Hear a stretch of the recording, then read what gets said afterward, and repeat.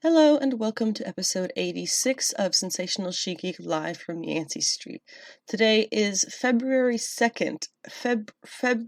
February 2nd. I've always struggled with saying that. Fun fact, when I was a kid, I actually had to take speech classes because my R's were W's. And so they had to get me to stop saying whoa, whoa, whoa your boat and say row, row, row your boat. So sometimes I still kind of have that pop up, I think. Anyway, it is the second of the second month of the year. It is the midpoint between winter and spring. So I definitely encourage you to take a little bit of a walk and enjoy if it's, appropriate temperatures and stuff, wear a coat if you need to.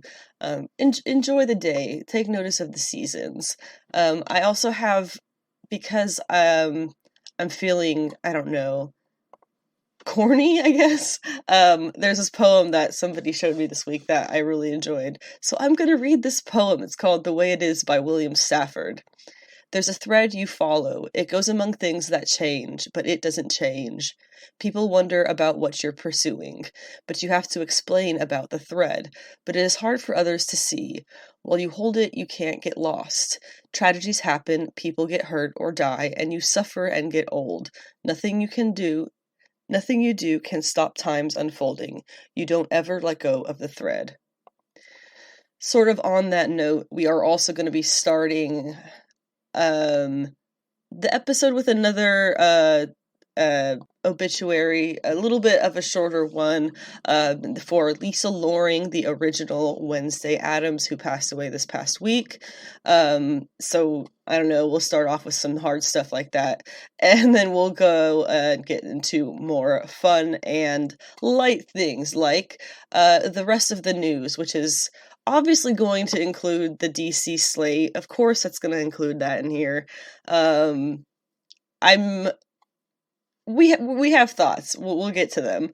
After that, we'll continue our tarot studies with an introduction that's kind of continued from last week. I'm going to do a little bit of a history of tarot, which is actually quite interesting, and I have my own thoughts about why things went the way that they went in the history of tarot and whatnot. And then we'll go over the traditional 22 cards of the Major Arcana, and that will lead us into next week's tarot studies, which will start with card of the week, card number 0 of 22.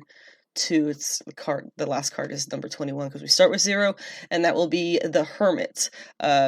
We're also going to talk a little bit about the deck of the week, which we will, it's a Liminal 11 deck, and we will go over that when we get there. We also have a fun little manga section. We have a manga of the week, which is, for appropriate reasons that I will explain when we get there, My Dress Up Darling. Please don't laugh if you know what it is. It's actually very good. All of those statements will be explained again when we get there. There's not a ton of manga news, but I have been reading a manga that I absolutely adore these past few days, so I will talk about that a tiny bit as well. As for the comic books this week, they have already been out in comic book shops, so make sure that you check out everything that's out, but the stuff that I find interesting, I will kind of read those off. I haven't read this week's books yet, so we're pretending they're not out yet, I guess. And then we'll go over the rest, since it is the beginning of February, the first episode of February, the second of the month. We'll go over some of the, what I found to be highlights from various publishers of what they are publishing this month. Mostly new things and finales of things and things that I am just extra excited for certain reasons. There's also the reads that I've been going through the past week. I will be talking about Sins of Sinister. We'll go over all of that. We have a little rundown as well as a coverage of Sins of Sinister number 1. The only update for Lazarus Planet that I have is We Once Were Gods. And then we'll talk a couple other books, namely actually just Harley Quinn and Exterminators. I still have a number of things to catch up on, obviously. In the shows and movies segment, we have some things that are new and noteworthy that I kind of want to go over briefly. Trailers, to be honest, there's been a ton of trailers. don't think I have the patience to go through at this point and write a whole thing about all of them to talk about them, so we'll just talk about what I the general gist of what I got from them. I'm sorry if that's disappointing, that's how it's gonna happen today. And as these movies get closer to coming out, I'm sure, I have no doubt, that I'll talk about them more and more as they get closer. I think the next one that's coming is Quantumania. Is that this month? I think that might be this month. Whenever it is, we'll be talking about that pretty soon as well. That'll lead us into anime, which I actually have a lot of things I'm excited to talk about in that. I have some series that I've been watching and binging and things on Crunchyroll over the past couple of months that I have been doing the podcast, and even a little before that, because I have just embracing my 29-year-old weebness that I hid so much when I was, in high school and all that. But yeah. And also I go through my current watch list and some things that I'm kind of on the fence on, and we'll wrap up the episode talking about Teen Titans Season 4 Part 1. Part 2, I believe, is likely coming in April, is what the latest theories are. I have not caught up all the way on Doom Patrol Season 4 or The Bad Batch Season 2, so those will be covered in a later episode.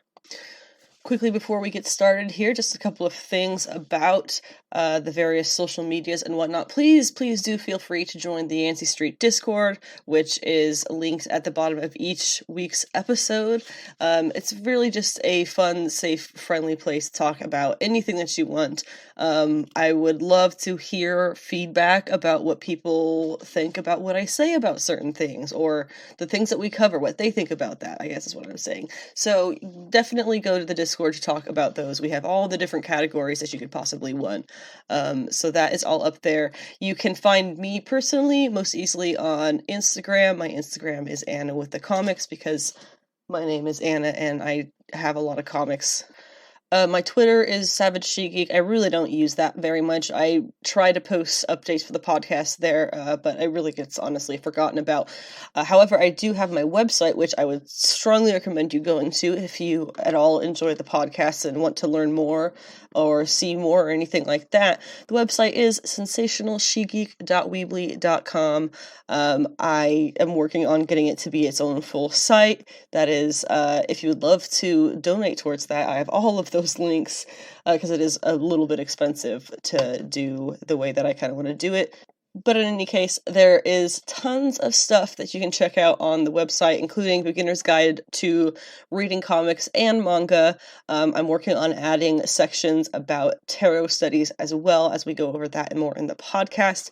I have a certain amount of reading orders with some amount of commentary on appearances of various female characters, is what they all are, let's be honest, that I really love.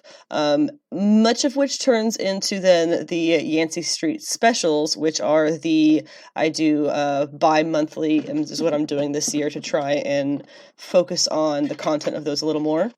The next one that's going to be coming out is going to be Big Barda and Scott Free, aka Mr. Miracle, who is indisputably the best couple in DC Comics. Last February, I did my Valentine's Day special as most toxic couples in comic books, and so this year I have to flip that around, and I'm going to be doing the best comic book couple. Yes, that's my cat, and that is, of course, Scott and Barda. I absolutely adore Barda. Her reading list with commentary was the first one that I ever started. It is handwritten, and I am still working on actually, transposing those... Dude! those notes into typed on my website. So you can find all kinds of fun stuff like that on there, and the specials. Podcast notes if you want to follow along with the episodes, which I keep for anybody who is hearing impaired, or if it's just easier for you, if you just don't understand me and it's just easier to read it. I totally get that too. All of that and more, links to where you can find the podcast, all of that can be found on my website there. I also have a YouTube. It can be found under, you guessed it, Sensational She-Geek. I have all of the all of the podcast episodes are all in a playlist if that's easier for you to listen to them on YouTube. And then I do action figure review videos. I just did a whole bunch that I dumped as a group practically in I think it was early mid-January, so there's a bunch of new stuff on there if you haven't checked that out in a while. And I still have at least one video in the works, from 6 months ago now, that I still just haven't finished and haven't posted yet. But that's gonna be the Chibi Moon figure, the Chibi Sailor Moon. And so I'll have that up whenever, but there's a whole bunch more stuff that you can check out in there anyway. As for the donation pages, you can find those linked pretty much everywhere across social media and the website. Anything that does get donated to the podcast goes directly to working on the podcast more and not working what I call my day job, which is where I actually make money. The podcast is just a passion project, but if you would like me to work on that more, that's how you would do that. But the best way to support the podcast is just to share it and grow the community, so that would be the best way to do that. And rating it, actually. I heard recently rating is how you get your podcast to show up more in searches and in results and not ads, but suggestions, things like that. So do that. I would love that. Thank you very much for doing that. And that's the end of my spiel. You can move along now. As I said, we are starting with the obituary somewhat of Lisa Loring, who played the original Wednesday Addams in the original Addams Family TV show, which was black and white and ran from 1964 to 1966. Loring auditioned for the role of Wednesday Addams when she was 5 years old. As I was doing a little bit of research on her, I saw a number of interviews and written interviews and whatnot that she spoke about. She was so young that she didn't know how to read or write. And as for the famous dance scene that everybody always knows, and obviously they referenced in the latest iteration of her, played by Jenna Ortega, which was great. She said, referencing that dancing, she said that she had no idea where she got that from. She didn't even know how to read or write. She certainly didn't know how to dance. So it was just one of those funny little kid things that she just came up with, which I think is a fun little story. She was born Lisa Ann DeCinces, which I'm sure I said wrong, on February 16th, 1958, it says Kwajalein. I'm so sorry, I definitely said that wrong as well. In the Marshall Islands, she was the only child of James P. DeCinces, that's no better, who was stationed there with the U.S. Navy, and Judith Callies, her mother. I'm not going to even bother trying to say the last name again. Her parents divorced not long after the family moved to Los Angeles when she was still a toddler. She, the character of Wednesday Addams at least, was based on the spooky but harmless character that Charles Addams created for the series of cartoons that appeared in The New Yorker beginning in 1938. The series focused mostly on Wednesday's parents, Gomez, who was played by John Astin, and Morticia, Carolyn Jones. They were the heads of a zany household that also included Uncle Fester, Grandmama, and Wednesday's brother, Pugsley, as well as a disembodied hand known as the Thing, which pops out of a box. The creator, Charles Addams, said that he named Wednesday after the line in the nursery rhyme Monday's Child, which I think we all know has been noted many times through the years. About the character Wednesday, it notes that Wednesday's child is full of woe. Interestingly, and there's other words I will use, but in respect to her, I will not. The actress, Lisa Loring, married for the first time when she was only 15 years old and gave birth to her first child, and then divorced a year later. Yeah, same. I know. As for her role as Wednesday, she did reprise the role in a 1977 reunion special Yeah. Halloween with the new Addams Family. Her other television credits include The Girl from U.N.C.L.E. I didn't know they did a spin-off from The Man from U.N.C.L.E. That's funny. Fantasy Island and Barnaby Jones. Her film credits include Savage Harbor in 1987, Way Down in Chinatown 2014, and Dr. Spine in 2015, none of which I think I've heard of. In 1980, she was cast as Cricket Montgomery on the CBS soap opera As the World Turns. Lisa Loring's daughter said that her mother's thought of acting as a way of supporting her family as a single mother.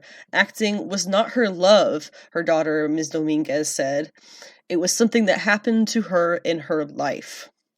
Loring's first 3 marriages ended in divorce. Her daughter said that her husband, Graham Rich, died last year.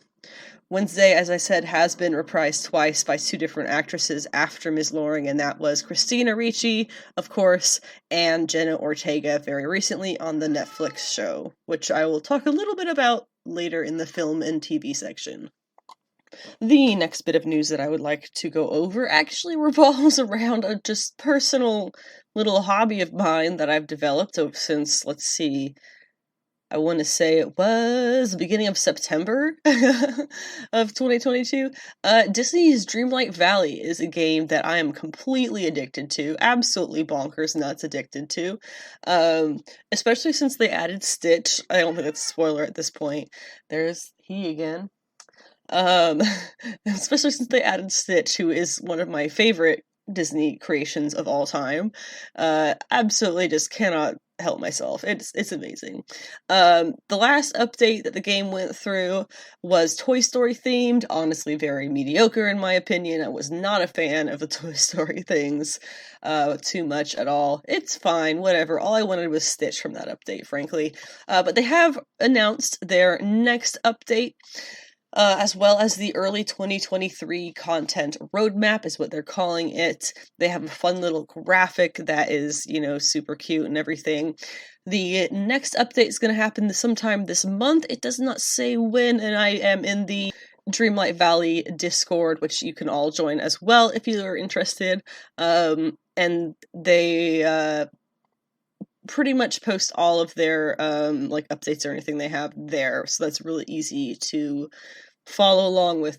But this little graphic they made, it's going to be Encanto themed, is the next update. It looks like the character that they're giving us is the main character, Maribel, I think is her name, if I'm not mistaken. I really wish they would do more classic Disney characters. I really do wish that. It also says that there is going to be a special snowman, which obviously is going to be Olaf. I genuinely dislike the character of Olaf, so that we'll just have to power through his parts of the game. And then they have the Star Path thing, which is like the special event, which is on the side of the regular game. It's going to be the 100th anniversary of the Disney company, which is probably going to be all kinds of silver-themed things, which is how they're theming that event and anniversary. Then that'll be coming sometime this month. In April, it says that they're going to open a new realm, which I think is one of the ones in the castle, if I'm not mistaken. And it says that there's going to be new characters arriving. There's a picture of Simba, so I'm guessing it's going to be Lion King related. And then it says the Star Path is going to be celebrating the Disney parks. Early summer, which I would guess would be May or June, it says that they're going to be doing unveiling the secret to the forgetting, which is what the whole plot of the game kicks off with, right? There's that weird little, dark blue elf king looking character. I honestly am not sure what he's supposed to be. Makes me think of Peter Pan, sort of. Like an evil Peter Pan, if you watched Once Upon a Time. I digress. And it looks like we're going to be getting the Forgotten Lands, the stupid friggin' fires. We're finally going to be figuring out how to get rid of those. It also says a princess races into the valley. Took a minute, but we figured out that is Vanellope, is that her name, from Wreck-It Ralph?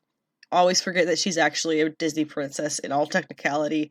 Not a big fan. Not a big fan. Can't say that I am. As for the star path for that one, I don't think they've decided yet. It just says stay tuned for new announcements. And then the last little frame of the graphic they gave says more to come in 2023. I'm interested in the first thing they have on here that says multiplayer. That's pretty cool because everybody has their little valley that they set up in the way that they wanted it to, right? As the game goes along. But there's no real way to show that off easily without going into the creation mode and just zooming out. So multiplayer, if it would be like you just can invite a friend to your moment, your little game space and show them around how you've done things, that would be pretty awesome. Also it says characters, realms, clothing and motifs, decorations, and furniture. God, I hope they give more interesting of decorations and furniture and clothing.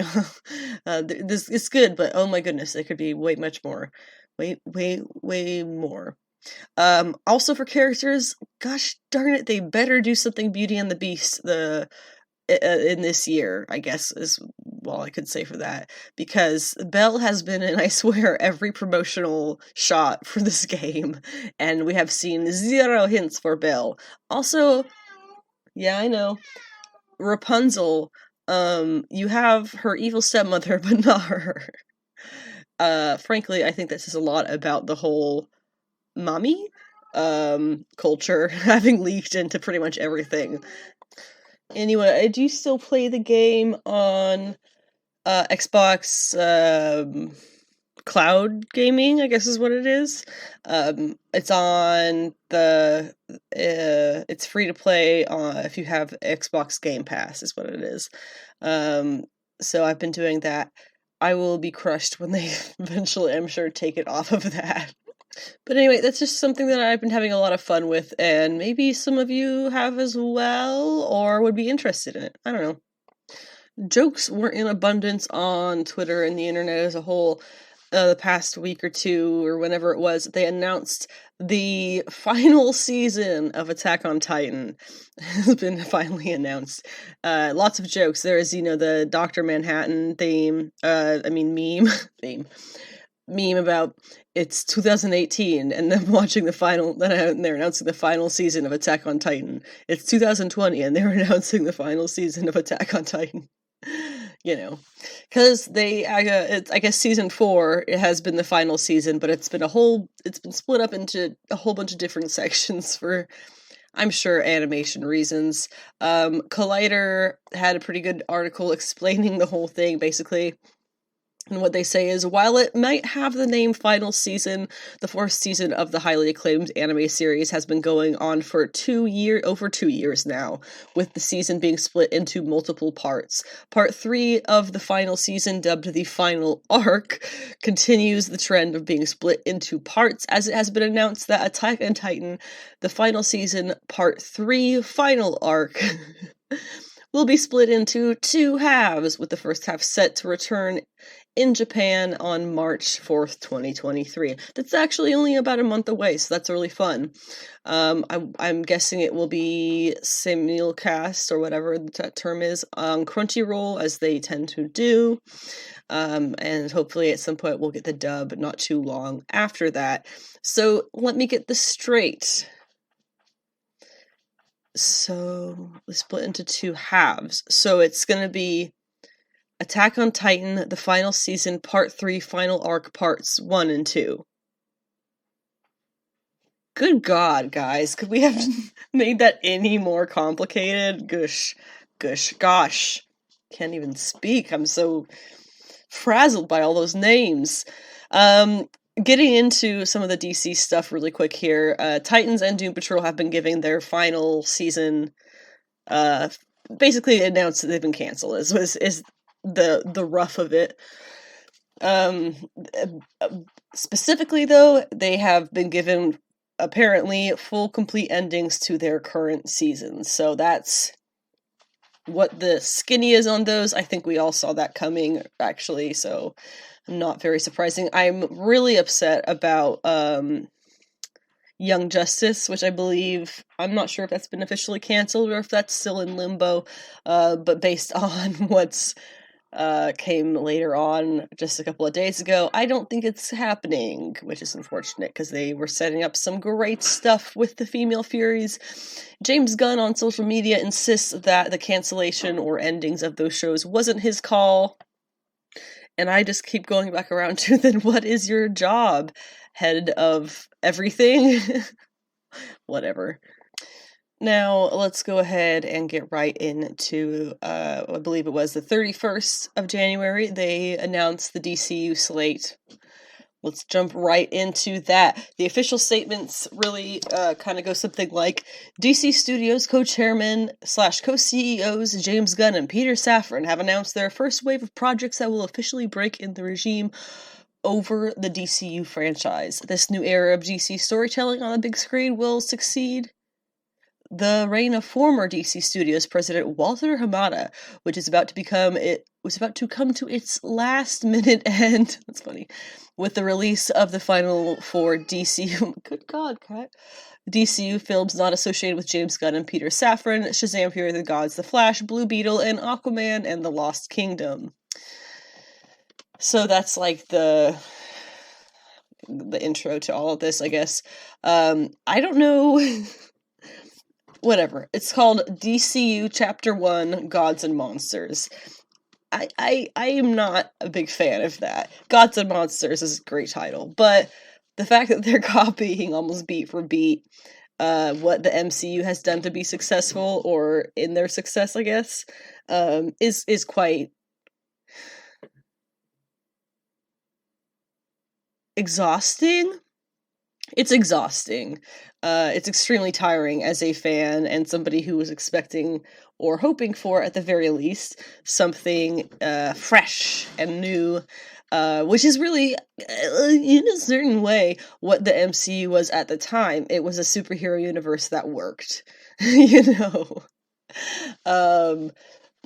I might be among the minority. I don't know when I say that I don't care if these movies and TV shows and things connect. I really, really don't.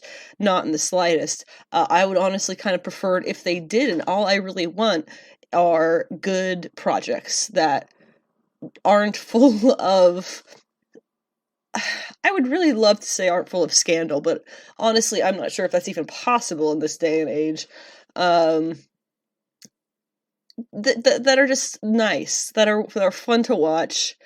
I just want things that are good in their own feet. They don't need to lean on all these other things to tie together into this big intricate web of a universe, and God, just saying that sounds exhausting. And I know that, you could say the same thing about the MCU, I guess, but that kind of just happened. It worked, and so they kept doing it. My cat is still being absolutely... There's 2 of them. The other one is being very good. He's standing on the window ledge right now. Oh my God. Anyway, I feel like the blatant, almost one-to-one copying of the modern MCU format is not the way to start a new, somewhat, let's say, we can imagine will be somewhat connected universe. I don't think that's really the way to go, because I feel like that's what they were trying to do with like the Snyder stuff, and we see how that panned out. None of that really worked out. Nobody's happy with that. I don't think. Even the Snyder fans aren't happy with how it turned out, and they kind of got what they wanted in the end, sort of, My opinion aside, let's go through what these projects are. I took these synopses from... I don't remember what website. It's linked in the Discord. So if you're in the Discord, or if you join the Discord, you will see it there. I'm trying to get my thing back up here. There it is. So I'm just going to go over what their synopses were, which I think is a slightly off than what the official one is.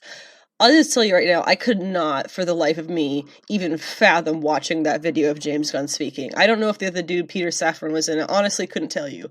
Because all I saw on the internet anywhere were the thumbnails of James Gunn and his stupid bleached white hair, which I cannot take for the life of me seriously. because I figured out the other day that the reason he spikes his hair like that is because if he tried to put it into a quote-unquote normal haircut, he would look absolutely... I mean, he does look kind of stupid, I'm sorry, but I'm getting way off track. My point was, I could not... You would have to pay me. You would have to pay me a lot of money for me to sit through and watch that video and listen to his stupid voice and watch his stupid face. I'm sorry, I just do not like James Gunn very much at all as a person. I will try to separate my distaste for him as a person from this slate of things that are coming, but I will not hold back the things that I do not think will work. But I will tell you what I think will work, so let's get started here. It's gonna be a wacky ride. Superman Legacy is the first one they have listed here. The general synopsis being, it will be the start of the DCU, but it will not be an origin story for Superman. It's gonna follow the younger days of Clark Kent as he balances his crime-fighting days while working also as a journalist at the Daily Planet. Gunn is writing the script. We kind of already knew that because he can't shut up on Twitter.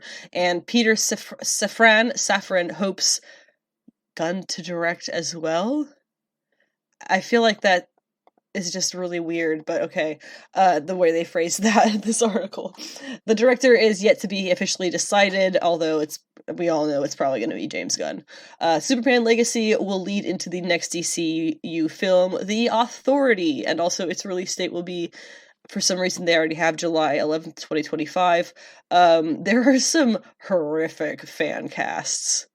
Horrific. Like Timothy Chalamet as young Clark Kent, what? I'm sorry, no. No. For many reasons, no. But yeah, let's move on to The Authority.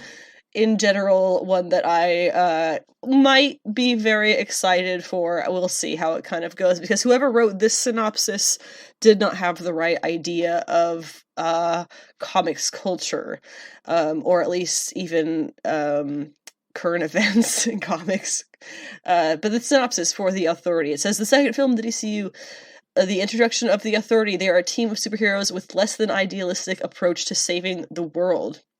They were first introduced under Wildstorm imprint at DC Comics in 1999. Skipping over a few things that they wrote here because it is poorly written. Blah, blah, blah, tied in with Stormwatch, and it is currently being written by a mystery writer. There's a couple different ways that they could take an Authority team. This particular article that this was from credits and claims that it's going to be the Warren Ellis team. That man's name should not be said with any amount of grace, being the person who pretty much kicked off the comic book industry Me Too movement single-handedly. And also, if you've reread some of his stuff from back then, it is really not that good at all. I digress even further. The thing that really interests me about The Authority is that we may be getting, I would honestly say it would surprise me quite a bit if we didn't get at this point what might be, I don't know, at that point what might be one of the first male superhero couples. Males? Did I say that right? Yeah, gay, obviously gay couples. Their names are Apollo and Midnighter. They are super cool as a dynamic, as a binary duo, I guess, in a sense, because of their... Obviously, their powers are one thing, their personalities are another thing. I would say their personalities and their appearances are the most binary thing. You have Midnighter, who is very much like a kind of violent Batman take, but, you know, obviously there's a number of differences, and then but physically looks very much like a kind of dark and broody character. And then you have Apollo, who wears pretty much white and gold and kind of glows, I believe, if I do recall, and is, I'm not 100% certain his history, but he kind of follows that up with his personality as well. But they're a very interesting binary couple to me for those reasons.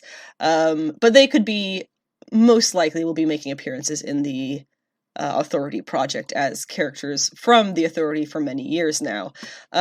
almost more interesting to me than that is the most recent, if I'm not mistaken, Authority projects that we've had were kicked off by the one, the only, the brilliant Grant Morrison, who we know as the non-binary Scottish genius, right? Their Authority series, I believe, was only 4 issues, but it had, I think, Mikhail Janin art, which is just stunning as ever, and the team was super cool. It was obviously Superman, but the thing about it, I could go off on this for a tangent for a while. I definitely encourage you to look up Grant Morrison's Superman and the Authority and the ideas that went into it and why Superman is old and has gray hair on the sides and his suit is different.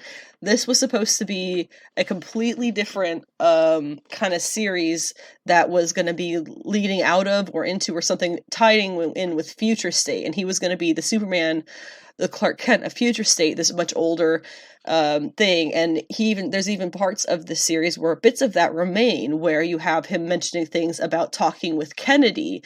You know, he was involved with the assassination of Kennedy back in the day, and so this Grant Morrison Superman in this is very much an older, wiser Superman. So that's the first really interesting thing about it. You have characters like Steel, the female Steel, who is the new generation, and then you have Enchantress, who, if you don't know about Enchantress in the DC Comics universe, is absolutely nothing like what we saw in Suicide Squad, the first one, I guess.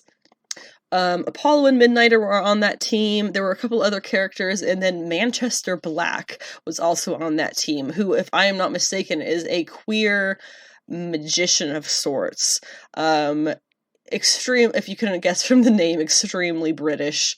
I couldn't tell you too much more detail about him. His hair is pink, and he is kind of like your, I guess, queer Constantine in attitude. Really, really brilliant dynamic alongside Superman and the other characters of the series. My point of saying all of this is that if they're going to be doing an Authority, I would be extremely, especially an Authority, including a Superman, young as though he may be, I would be extremely interested in them taking quite as much inspiration as they want from Grant Morrison's Superman and the Authority. Another Grant Morrison project they're going to be pulling from is going to come from the movie The Brave and the Bold. The synopsis we have for this one says it's going to be a Batman film focusing on his relationship with Robin, who will be the 5th incarnation of the character, specifically Damian Wayne, instead of Dick Grayson, Tim Drake, Stephanie Brown, or Jason Todd. It says this will be a new iteration of Batman, entirely separate from Robert Pattinson and Ben Affleck's take on the character. The film is said to be heavily inspired by Grant Morrison's comic run and the Caped Crusader, as well as Tom King's. The Brave and the Bold will lead into the next DCU film, Supergirl, Woman of Tomorrow, which we'll talk about in a second. First, I want to talk a bit about The Brave and the Bold. We mentioned Grant Morrison and their fantastic brain previously. Now, their run on, I believe it was Batman and Robin, I want to say, was the Damian Wayne and Dick Grayson Batman and Robin. It was Dick Grayson Batman, Damian Wayne Robin, and is, I'm pretty sure, indisputably loved and a really fantastic run. The fact that they are specifically saying the Robin in this is going to be Damian, and it is going to take partially or heavily inspired by that Grant Morrison run, makes me think that the Batman we're going to be getting is going to be different, not just because he's a different actor, but because he is not going to be Bruce Wayne. With that in mind, they said they're also going to be taking heavy inspiration from Tom King's run, which is the Batman run that I have enjoyed the most. I have a really hard time getting into Batman comics, and that one I did not have a hard time at all getting into. Tom King's run obviously is strictly Bruce Wayne as Batman. However, there is a lot of focus on the Bat family, in large part due to his ensuing engagement and marriage to Catwoman. Is it too much for me to ask for all of it? Is it too much for me to ask for Dick Grayson Batman, Damian Wayne Robin, plus Bruce Wayne and Selena Kyle as a married couple with their daughter, perhaps? Helena? Because remember, Tom King's Batman run not pretty much, it did wrap up with the 12-issue Batman Catwoman series. I would love that. Is that too much to ask for absolutely everything, or do you think that they're going to take from more one or the other, as far as characters and leads for it go? I don't know. But again, speaking of Tom King, that leads us into Supergirl, Woman of Tomorrow. It says the general synopsis says, the first solo film of Superman's cousin Kara Zor-El, aka Supergirl. The film will be based on Tom King's run of the same name from 2021 and 2022. It says James Gunn describes this version of Supergirl, quote, much more hardcore. A couple of thoughts, starting with the Tom King series part of it and getting into the James Gunn part of it. So the Tom King series part of it, obviously, if you have not read Supergirl, Woman of Tomorrow, I highly recommend it. It is wonderful. I'm not sure if I'm going to say her name right, I probably won't, but the artist is Bilquis Evely. I have no doubt I said absolutely brutally there, but she is I want to say French artist. Absolutely phenomenal style, intricate and shining and just beautiful. But the story is not told from Kara Zor-El, Supergirl's perspective. It's told from the perspective of a young girl who she ends up helping through the course of the series. And knowing Tom King, you should be able to expect that it is a very thought-provoking, a very, internally conflicted, lots of mirroring of symbolism in the actions of what's happening and the feelings and the emotion and the all of that kind of stuff that Tom King is really known for is through and through, all through that series. And then when it ends, of course, Kara gets her new outfit, which I think was designed beautifully. And I think they did just a really phenomenal job on that from tip to tail. But I am greatly concerned about this project, strictly because of James Gunn. Now, this is not a great example. I'm pulling it up here for my own reference. It's really not a great example, but it's the example that I have, about my concern about James Gunn, and honestly, the fact that he straight up calls it a, quote, much more hardcore version of Supergirl. Yikes.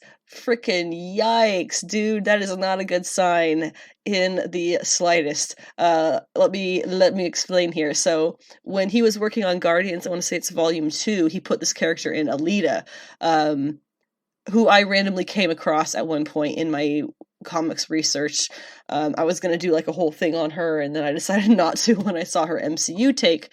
Alita in the comics, blonde hair, doesn't matter, all that stuff. What matters is the fact that she is like this she wears these shiny metal gold boots and gloves and this shiny black leotard covered in stars, just glitzy, and he has her in Guardians of the Galaxy Volume 2. You would never know it, because it's the Michelle Yeoh character, where she has the, like, super grunge, greasy hair pulled in front of her face when they're doing the goodbye to, what's his name as he gets his space funeral, and they're just wearing these, like, Space Army Ravager outfits. They just look like Ravagers. And it's really disappointing, because how cool could that character have looked with the shiny gold boots and everything? How awesome would that have been? Nope. Just made her this emo grunge chick. So, yeah. That basically, I think, summarizes my concern with James Gunn having anything to do with this project, and him describing her as much more hardcore, because if you've read that series also, you will know that is not a hardcore. I mean, when you think hardcore, you think like, yeah, heavy metal. I think his definition of that might be slightly different than what we are all generally thinking. I don't know. Hardcore, yes, she is hardcore. She's intense, and she's brutal. But she's not like a punk. She's not like hard rock and... No, please don't do that to Supergirl. Don't make her the 90s Supergirl with chains and cutoffs and whatever. No, that's my concern. Moving on to Swamp Thing, obviously they've attempted to do the Swamp Thing projects before. Now they're going to be doing a movie. This is Alan Moore's Swamp Thing, of course, created the character, and it says it is described to dive deeper into horror than any other DCU project. That's fine. They also announced 2 Elseworlds projects that are still around, one of them being the sequel to the Matt Reeves' The Batman, which they announced the title to. Very, very creative. I'm sure a lot of thought went into it. It is The Batman Part 2. Wow! So I guess they're officially calling these Elseworlds projects as well. Which is what makes me think that the other ones that are not Elseworlds are going to be pretty heavily connected, which I don't want! But that's kind of life, I guess. And it says much anticipated sequel to the Batman. Yes, Matt Reeves is once again directing and is currently writing the script. Yes, I think we all know that. Release date, October 3rd, 2025. Wow, okay. Ta-Nehisi Coates' Black Superman film, they say, it's probably going to be...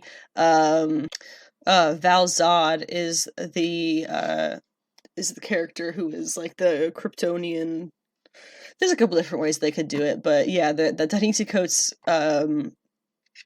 Superman project, whatever that is going to be, is also considered one of their Elseworlds projects, and that's going to be released. For some reason, the date also says October 3rd, 2025. I feel like that's just an error on their part. And then you have, those are all the films that they're planning. The movies, and then you have the HBO Max shows, which they're going to be doing, which there are 1, 2, 3, 4, 5. The first of which is Paradise Lost.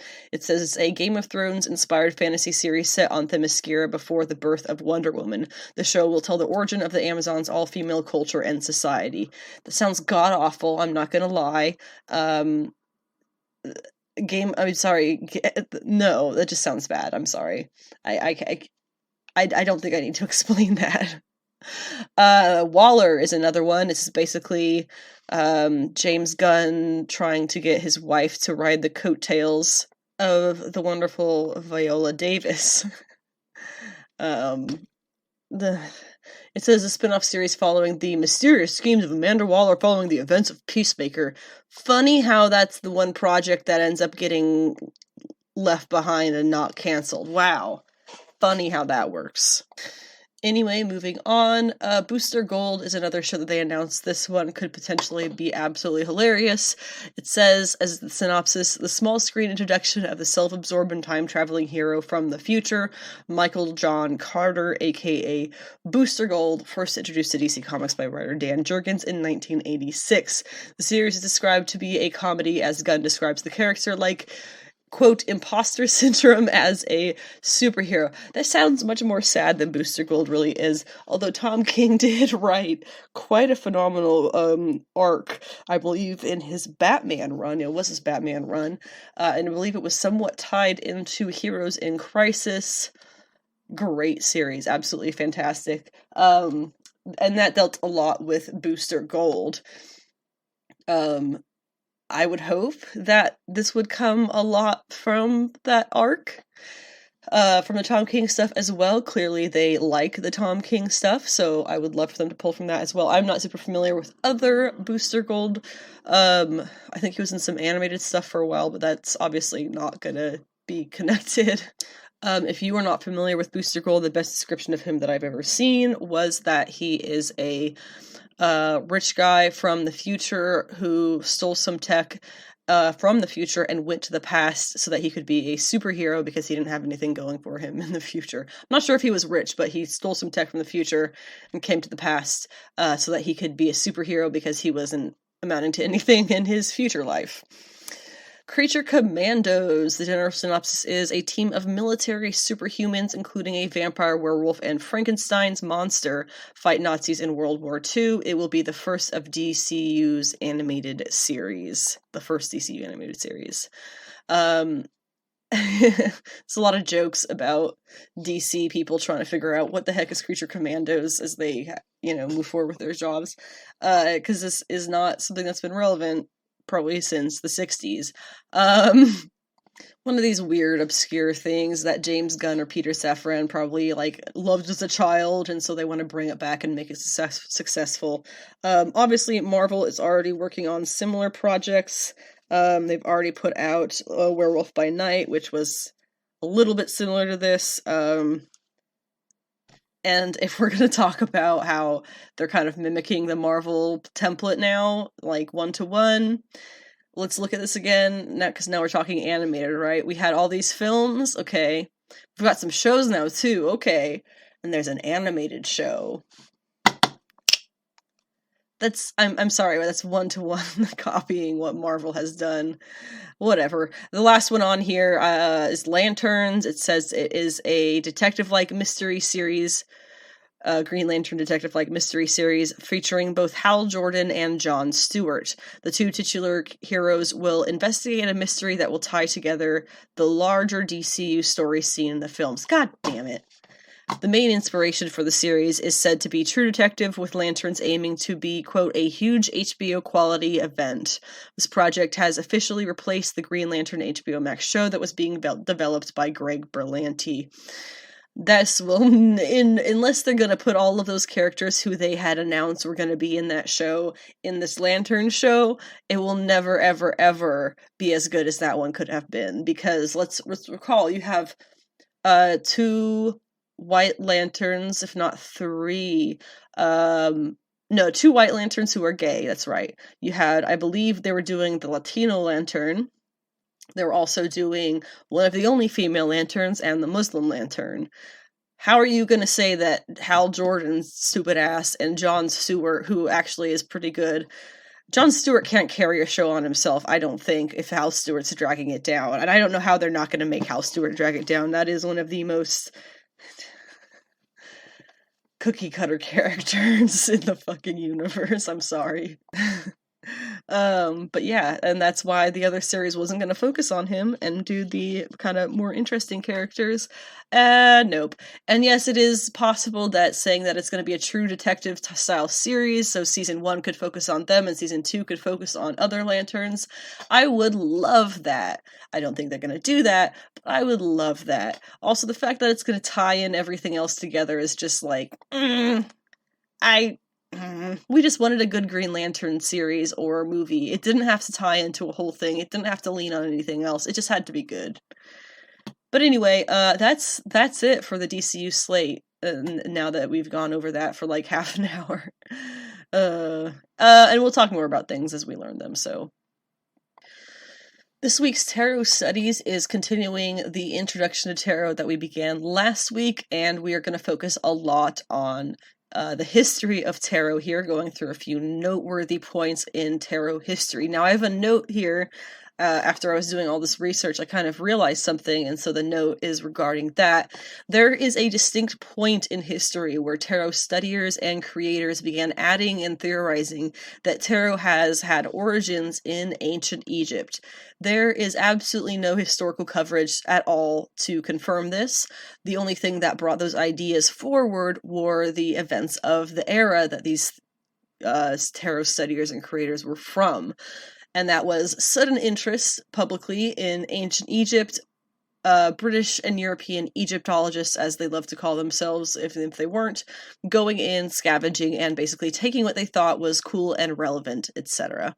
The period is marked by now what we call the Egyptian Revival, all because of those historical discoveries in the continent of Africa that captured the interest of the entire world, and still do.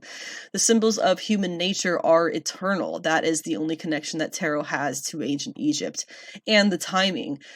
People were really into ancient Egypt, and then they heard about this tarot thing, and it doesn't take too much thought to realize that they where their trains of thought were going, because it would have been really easy to connect those kinds of eternal, undeniable human symbols of just life and existence. Also, there's going to be a lot of mention of various so-called secret societies. We will not be getting into that anytime soon, unless there is any great interest, because boy, there is a lot of real-life lore about all of that, plus rumors and God knows what else. So, getting into the history itself, we're going to start with the somewhat original tarot deck. That is the Tarot de Marseilles. Marseille? I'm sure I'm saying it somewhat wrong. The Tarot of Marseille is a standard pattern of Italian-suited tarot pack with 78 cards that was very popular in France in the 17th and 18th centuries for playing tarot card games, and is still produced today. It was probably created in Milan before spreading to much of France, Switzerland, and northern Italy. It was the pack which led to the occult use of tarot cards, although today bespoke cards are produced for this purpose. Research by Michael Dumet and others demonstrates that the tarot pack was probably invented at or near Ferrara in northern Italy I couldn't even take myself seriously saying it like that. In northern Italy in the early 15th century, and introduced into southern France when the French conquered Milan and the Piedmont in 1499. The antecedents of the Tarot de Marseille would have been then introduced into southern France around that time. The 78-card version of the game of tarot died out in Italy but survived in France and Switzerland. When the game was reintroduced into northern Italy, the Marseille design of the cards were reintroduced with it. All Italian-suited card decks outside of Italy are descendant of the Milan-Marseille type, with the exception of some early French and Belgian packs which show mixed influence from Bolognese tarot, which I don't think I ever got to writing about, but it is the earliest surviving cards of the Marseille pattern were produced by Jean Noble of Paris, or Noblet of Paris, around the year 1650. The Tarot de Marseille is one of the standards from which many tarot decks of the 19th century were later devised. The founder of tarot readings was Antoine Court de Gebelin, probably. Antoine Court, who later named himself Antoine Court de Gebelin, who lived from in the mid to late 1700s in France. He was a former Protestant pastor born in Nîmes, who initiated the interpretation of the tarot as an arcane repository of timeless, esoteric wisdom in the year 1781. De Gebelin wrote an essay included in his Le Monde Primitif. Wow, a bunch of stuff that I'm not going to try and pronounce in French, but it means the primeval world analyzed and compared to the modern world. The chapter he wrote on tarot, with which his name is inevitably associated, is a single section in his vast compendium that he published in the series from 1773 to a distinguished list of subscribers, which was headed, apparently, by Louis VIII. Is that 8th? Louis the... No, 14th of France. I knew that. It was his immediate perception at the time of which, the first time he saw the tarot deck, that it held the secrets, here you go, of the Egyptians. Writing without the benefit of Champollion's deciphering of the Egyptian language, Court de Gebelin developed a reconstruction of tarot history without producing any historical evidence, which was that Egyptian priests had distilled the ancient book of Thoth with these images. These they brought to Rome, where they were secretly known to the popes, who brought them to Avignon in the 14th century, whence they were introduced to France. That's ridiculous. An essay by the Comte de Millet, included in the Court de Gebelin's book, basically, is responsible for the mystical connection of the tarot's 21 trumps and the Fool with the 22 letters of the Hebrew alphabet. An essay appended to this gave suggestions for cartomancy. Within 2 years, the fortune teller known as Italia, which is, I believe, comes up next, published a technique for reading the tarot, and the practice of tarot reading was born. Oh, we have one more, and then we'll get to Italia. Actually, I think I'll do Italia first, and then we'll go back. that makes sense historically. So the first professional tarot divinator was Italia. So Italia was the pseudonym of Jean-Baptiste Alliette, who lived in, again, the mid to late 1700s. He was the French occultist and tarot researcher who was the first to develop an interpretation concept for the tarot cards and made a significant contribution to the esoteric development of the tarot cards to a wide audience, and therefore the first professional tarot occultist known to history who made his living by tarot card divination. In 1789, he published his own tarot deck, which, however, differed significantly from the classical tarot such as Tarot de Marseille in terms of structure and card designations. I'm not going to try and read what his tarot deck was called in French, but it was a discourse on the usage of his writing on the cards was a discourse on the usage of regular playing cards, and its features included the spread or disposition on the table, and strictly assigned meanings to each card in regular and in reversed positions, which is this known standard now ways of reading the cards, and characteristics that are still central to tarot divination today. In his preface, Italia explained that he had learned the system from an Italian, and it remains unclear to what extent his assigned symbology was his own contribution or something he learned from this mysterious other person. There is no evidence to support the notion that tarot has Egyptian lineage, but influenced by Gibelin, who we talked about previously. Italia responded with another book, something else in French that means Way to Recreate Yourself with a Deck of Cards called Tarot, in 1783, which was only about 8 years before he died. It was the first book of methods of divination by tarot. In the book, Italia claimed that he had been introduced to the art of cartomancy in 1751, long before the appearance of Court de Gibelin's work. Who knows how much of that is true or how much of it is him trying to sound professional and like he knew it before this other guy. Now, most common modern decks are based, if not strictly taken from, the Rider-Waite-Smith tarot deck. Based on the instructions of academic mystic A.E. Waite and illustrated by Pamela Coleman Smith, both members of the Hermetic Order of the Golden Dawn. There's one of those fun cult thingies for you. The cards were originally published by the Rider Company in 1909. The deck has been published in numerous editions, and has inspired a wide array of variants and imitations. It is estimated that more than 100 million copies of the deck exist in more than 20 countries. While the images are simple, the details and backgrounds feature abundant symbolism. Some imagery remains similar to that found in earlier decks, but overall the Waite-Smith card designs are substantially different from their predecessors. Christian imagery was removed from the cards and added to others. For example, the Papess became the High Priestess and no longer features a papal tiara, while the Lover's card, previously depicted a medieval arcana, is illustrated with allegorical scenes by Smith, where earlier decks... Oh, I skipped a line. The Lover's card, previously depicting a medieval scene of a clothed man and woman receiving a blessing from a noble or cleric, was changed to depict the depiction of naked Adam and Eve in the Garden of Eden. And the Ace of Cups featuring a dove carrying sacramental bread. The Minor Arcana is illustrated with allegorical scenes by Smith, where earlier decks, with a few rare exceptions, had simple designs for the Minor Arcana. The symbols and imagery used in the deck were influenced by 19th century magician and occultist Eliphas Levi, as well as the teachings of the Hermetic Order of the Golden Dawn. In order to accommodate the astrological correspondences taught by the Golden Dawn, Waite introduced several innovations to the deck.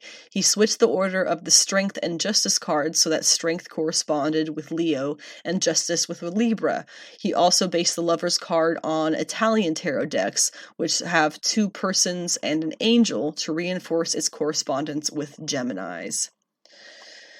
Moving on to Paul Christian, this is where things get a little bit odd. The Tarot of Paul Christian is a book and tarot deck created around 1870 at the latest. It's theorized it was actually quite earlier, heavily based on Egyptian ideas.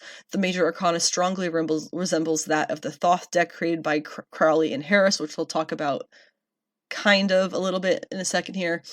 The word tarot never appears in this text, and the images described are called arcana, and are actually frescoes in legendary ancient underground temple in Egypt.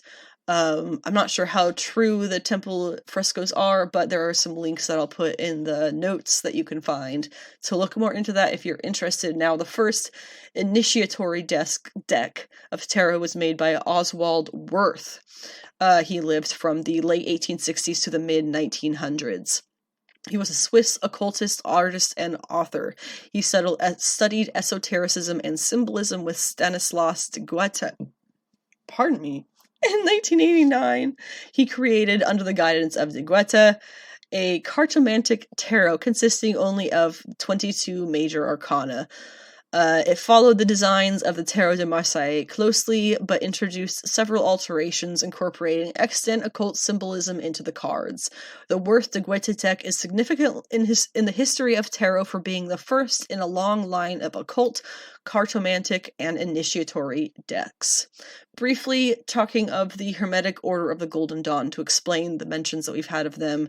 It's too complicated to get too much into right now, but basically they were /are, I'm not sure, super into astrology, numbers, symbols, etc. Very, very obsessed with the different art and symbolism of ancient Egyptian culture and writings. Now, coming out of that is the Book of Thoth, who was written by Alec Crowley. His name was Alec. He changed it to Alistair, and he was extremely anti-queer, so he does not get those allowances of the name. Alec Crowley, it says, Comte de Millet, who first called tarot cards the Book of Thoth, and crucially claimed that the Egyptians used the cards for fortune-telling and described what purported to be their method of divination. They were the two who worked on that. It's all supposed tied into this Egyptian stuff, which historically is wild and accurate. So take it all how you will. That ends our kind of history lesson for tarot, at least for the week. We'll see if we end up getting any more in the future. But let's go ahead and move along to the Major Arcana, which is 22 cards from 0 to 21. I have the traditional names based on the Rider-Waite-Smith deck of the cards and their extremely basic meanings here. And then next week we'll start Card of the Week with number 0, the Hermit. Sorry, Fool. I wrote it wrong there. But the Fool stands for New Beginnings, Free Spirit, and Novice. Card number 1 is the Magician, Manifestation, Inventive, and Powerful. The High Priestess is card number 2, Mystic, Divine Lady, and Intuition. Number 3, the Empress, Feminism, Nurturing, Generous. Number 4, the Emperor, Stability, Order, Fatherly Figure, Authority. 5, the Hierophant, Higher Wisdom, Spirituality, Tradition. The Lovers is number 6, Love, Mutual Relationships, Choices, Passion. Number 7, the Chariot, Control, Dominance, Progress. Number 8, Strength, Courage, Power, Affection, Impression. Number 9, the Hermit, Solitude, Self-Introspection, Inner Calling. Number 10, the Wheel of Fortune, Good Luck, Destiny, Breakthrough. 11, Justice, Fairness, Balance, Law, Justice. 12, the Hanged Man, New Perspective, Surrender, and Pause. 13, Death, End of Phase, Change, Transformation. 14, Temperance, Patience, Motive, Balance, Moderation. 15, the Devil, Destruction, Obsession, Addiction, Power Loss. 16, the Tower, Demolition, Release, Sudden Change. 17, the Star, Hope, Goals, Renewal, Faith. 18, the Moon, Deceit, Subconscious, Intuition, Dreams. 19, the Sun, Success, Joy, Happiness, and Wellness. 20, Judgment, Inner Voice, Absolution, New Phase, Revival. And 21, the World, Celebration, Joy, Fulfillment, and Travel. Now you can see based on the cards and their brief descriptions, which can be fairly broad, you can see how it's very easy to get something from picking a random card, no matter what the card is going to be. If you are mulling something over no matter what that kind of is. So you can understand, I hope, now you're starting to get a picture of how, regardless of how others may use the tarot cards, you can really use them however they work for you. You don't need to believe in anything, really. We do not have a card of the week. As I said, we're going to start with the Fool next week, card number 0, and we're going to make our way through the Major Arcana. I will also, every time we hit a new card, every week, I will also be going over the different names that they could be known as. Just off the top of my head, I know the Hanged Man on some decks is known as the Hanged One, to be more, to be less binary, I guess. So we'll go over those different names and potential different meanings that they have on different decks, and the course that what the Rider-Waite Smith deck, I suppose, corresponds to the cards of different decks. So we'll compare all that stuff. I will be using the Natasha Iglesias anime tarot deck to go through these, because I have found that one to be the best teaching tool and learning tool of all of the different decks that I have. I also have some pretty intensive study materials that I may or may not pull out from my bookshelf to go over for the cards as we go through them.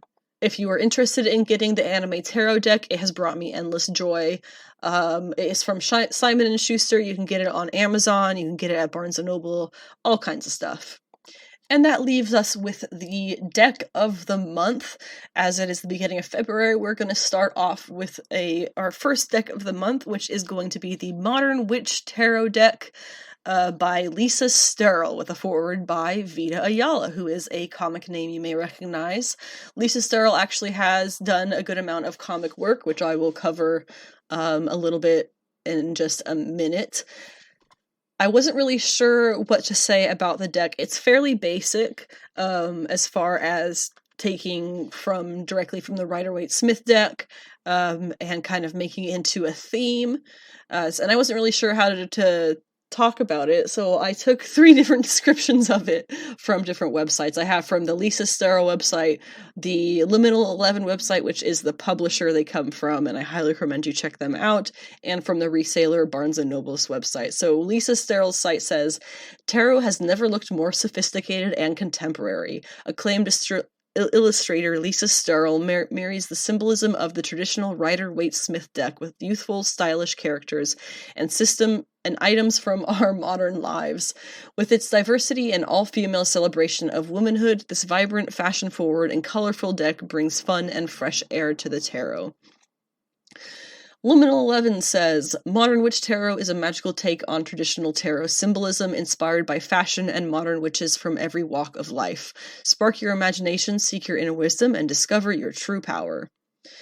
Barnes & Noble says, "The strength of traditional tarot symbols combined with diverse bodies, up-to-the-minute fashion, and strength and power of 21st century witchcraft, where we make our own magic. The 78 cards of the tarot deck are rich with meaning. Archetypes like the Magician, the Empress, and the Chariot reflect our lived experiences and are a mirror into the ways in which we interact with the world. Acclaimed artist Lisa Sterle takes these symbols into contemporary life and with vibrant art that celebrates the diversity, excitement, and energy of the new kind of magic that is happening in this world. The Modern Witch Tarot deck is the answer to your questions about the past, the present, and whatever the future may hold, and its empowering messages will help you take the next step toward whatever you desire." Oh, how good. Lisa Sterle herself has had quite a little career in comics, starting in, it looks like, about 2018.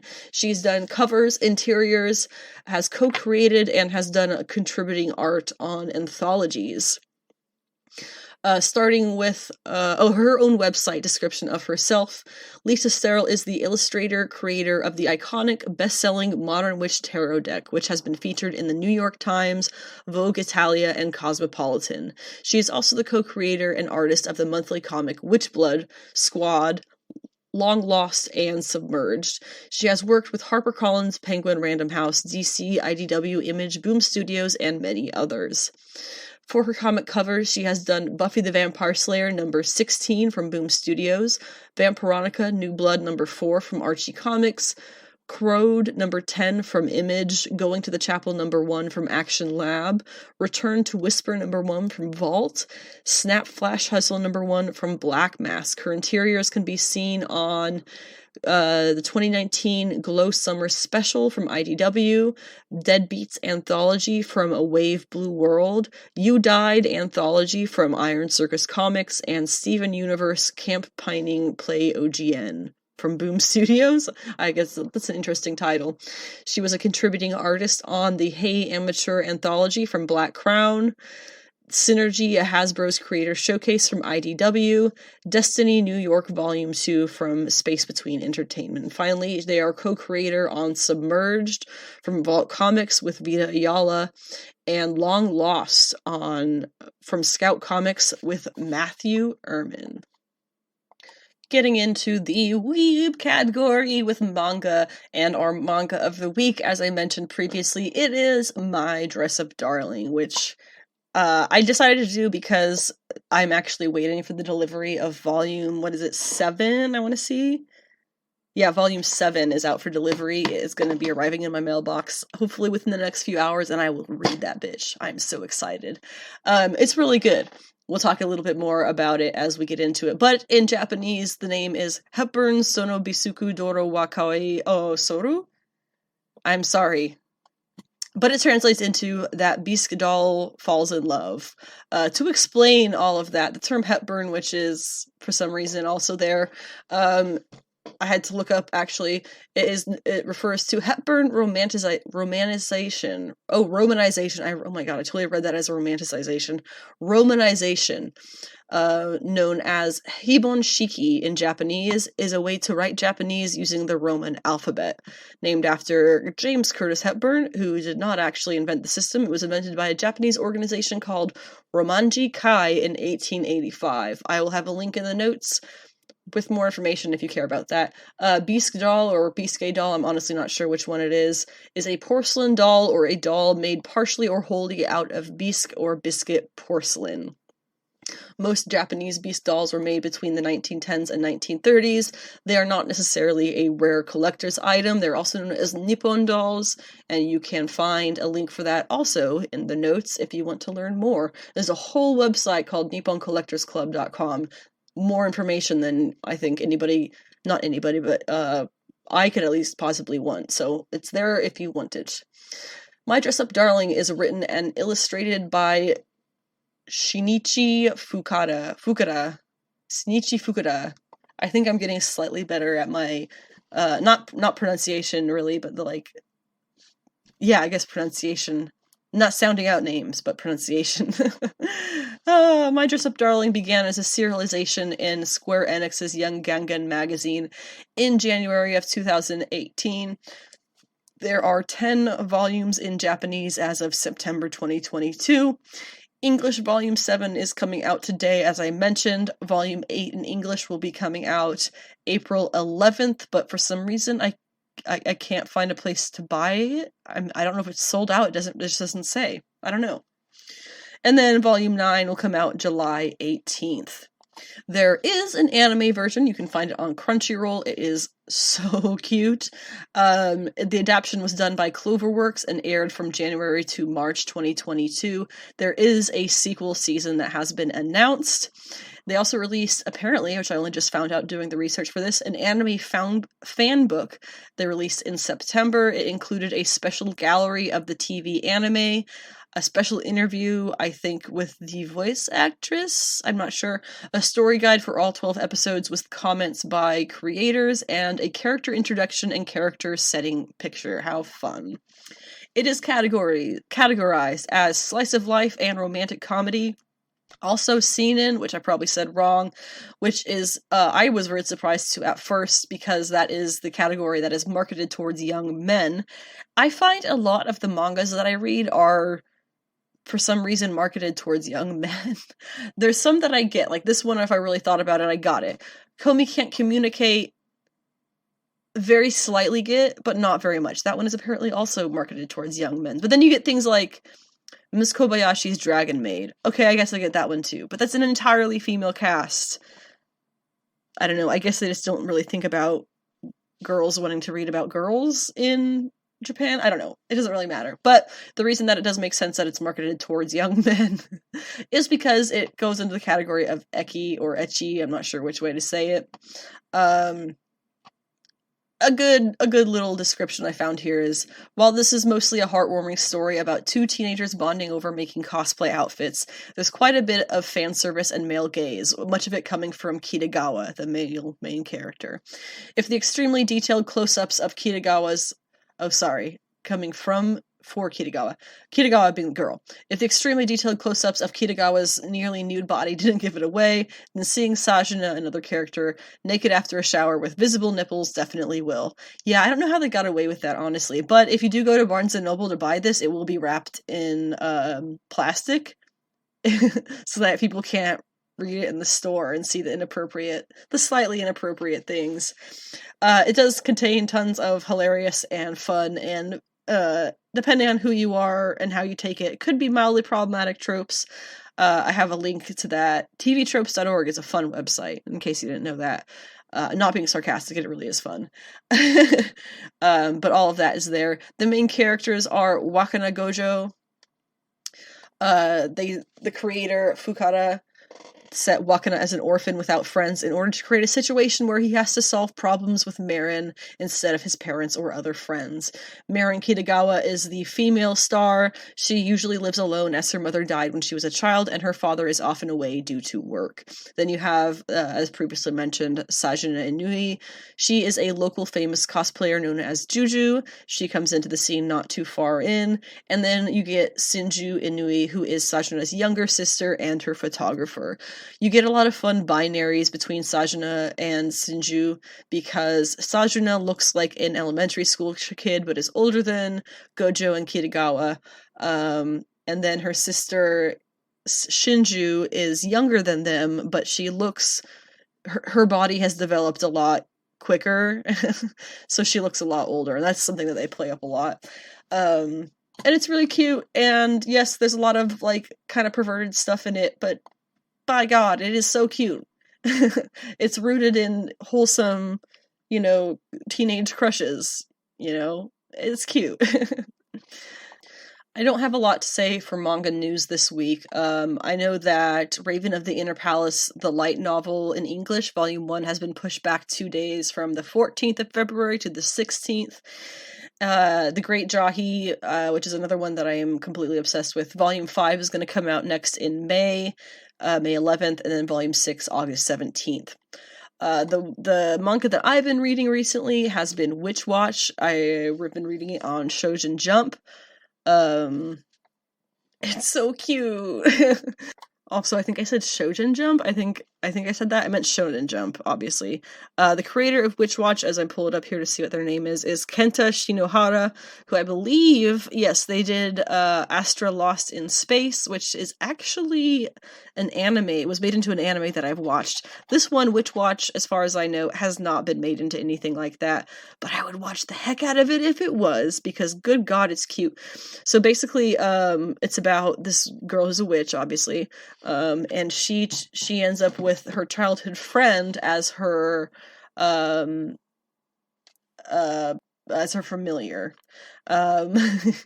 because he's an ogre, which is a whole different thing that they explain in the manga, and it's just really cute. So they end up living together alone, and then this other guy shows up and he's trying to get her to admit that she has feelings for him. It's just so cute. I really enjoy it. I think I'm on like chapter 27 and there's 95 or 96 out, so I'm off the next 2 days. I am planning on finishing that. What have you been reading in manga lately? We are going to talk about all of the February things of interest coming in comics. Obviously, I'm not going to talk about every comic that's going to be released in the month of February, because that would take all day. And while that might be fun, we're not going to do that right now. So starting with things that have come out the first week of February, since they are already out from Image, they had Blood Tree and Almighty, both number ones. From DC, we have a bunch of number ones and one-shots, including Batman, Legends of Gotham, number one, DC Power, A Celebration, number one for Black History Month, DC's Harley Quinn Romances, number one, The Flash, 1 Minute War Special, number one, and Lazarus Planet, Legends Reborn, number one. AWA comes with Black Tape, number one. Marvel also has God, this is number one week, isn't it? Bloodline, Daughter of Blade, number one. Dark Web Finale, number one, which I am actually kind of excited to read, and I really hope Zeb Wells didn't mess it up. Demon Wars, Down in Flames, number one, which I believe is the last of Peach Momoko's Demon Wars series. Silver Surfer, Ghostlight, number one, and Star Wars, Sana Staros, number one. Boom comes with Briar, number three, I believe, by Christopher Cantwell. Dynamite has Purgatory Must Die, number two. I did not see my enjoyment of that one coming. Immortal Red Sonja, number 10, is their final issue of that series, and then Dark Horse has Where Monsters Lie, number one.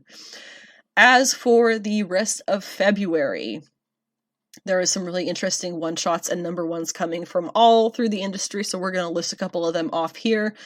DC is going to finish Lazarus Planet, well, not finish, it's going to continue Lazarus Planet with Next Evolution number one and Dark Fate number one, as well as Omega number one, which I think actually does wrap it up. We have Batman Spawn Unplugged number one, which is unfortunately written by Todd McFarlane and therefore will probably not be very good, but the art will be. Capullo is good at art, so yeah. We have Batman One Bad Day Clayface. Superman number one kicks back off with Clark Kent as Superman once again.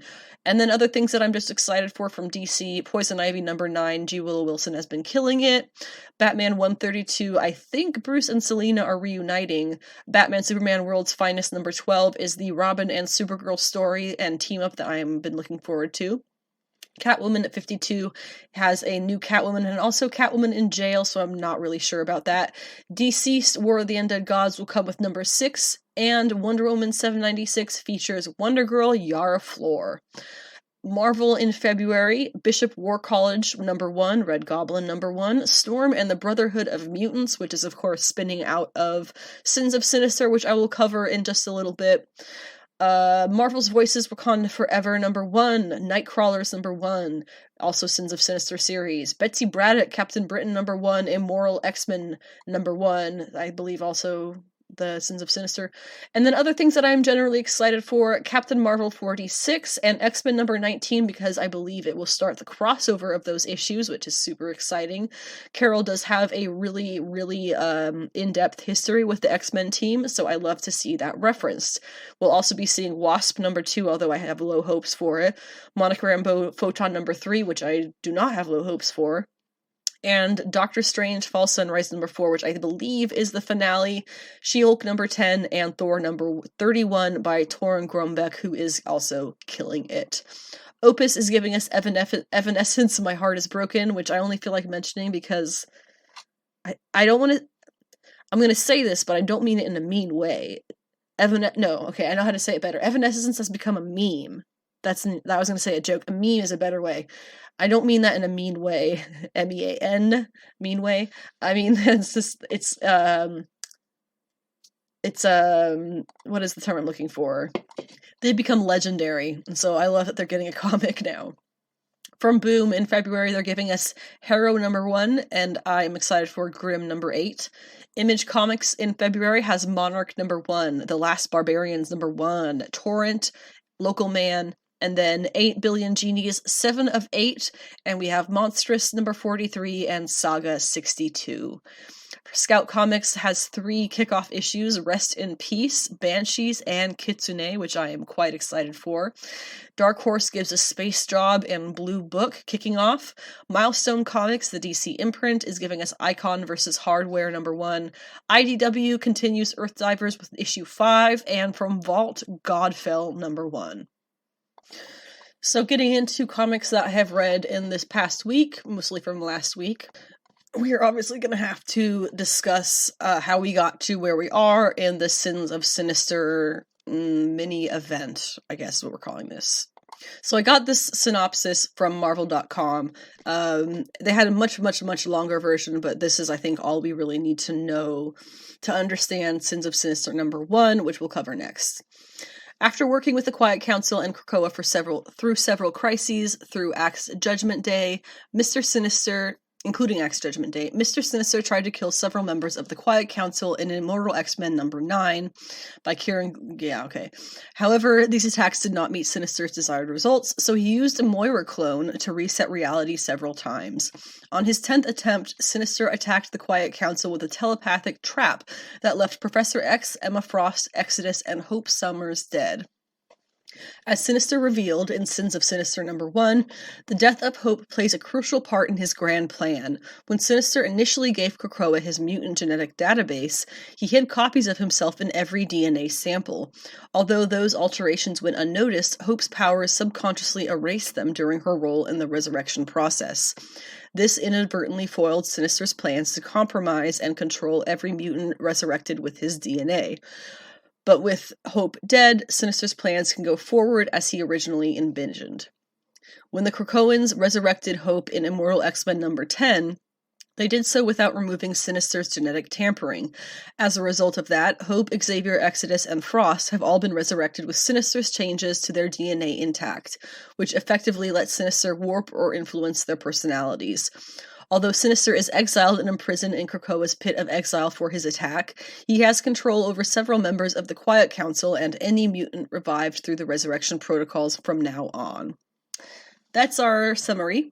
Let's talk Sins of Sinister number 1. It's quite convoluted, but we'll just ignore that. Mystique and Destiny are gone. We get Emma, Charles, Exodus, and Hope are all Sinisters. We get Forge is the next one, and then they give Forge his place on the Quiet Council, taking Sinister's place, which really isn't doing anything for anybody because it's Sinister. They end up killing Krakoa with a shot to the brain somehow. They blame Orcus and use that to get humanity on their side. They release Sinister Prime from his prison. Juggernaut is turned into a bullet and used to kill Thanos, but then is left to go through space eternally. Doom tries to plan with Namor, but Namor is already taken by Emma and kills him, replacing him with a robot. Arakko and Krakoan mutants take on the Eternals with Uranos, and Uranos kills them all. And then the Eternals, resurrection stuff is all left in space and stasis somewhere random. Ben Grimm is turned into a human and somehow taken by Sinister. He gives Reed and Sue his old powers and kills them in the process, because he's vindictive, I guess. Cap takes control of the government after murdering the president. The Avengers go to war with the X-Men over this, and the Avengers lose.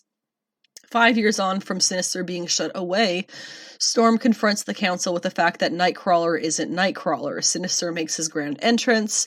Storm gives her savior call, which is something that I guess they set up previously in X-Men Red. She makes it to Peru, where she meets up with Destiny and Mystique. Shaw becomes an emissary to Hell.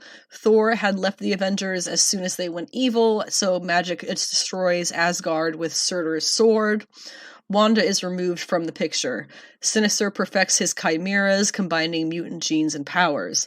Mars and Arakko is destroyed. Storm's fate is unknown. 10 years on from Sinister being trapped away, people are queuing up for the X-Gene. Full of Sinister X-Gene. Space entities are now starting to notice what's happening on Earth and becoming interested and angry about it. Sinister finds his new Quiet Council is starting to become too much like individuals, thinking too much for themselves.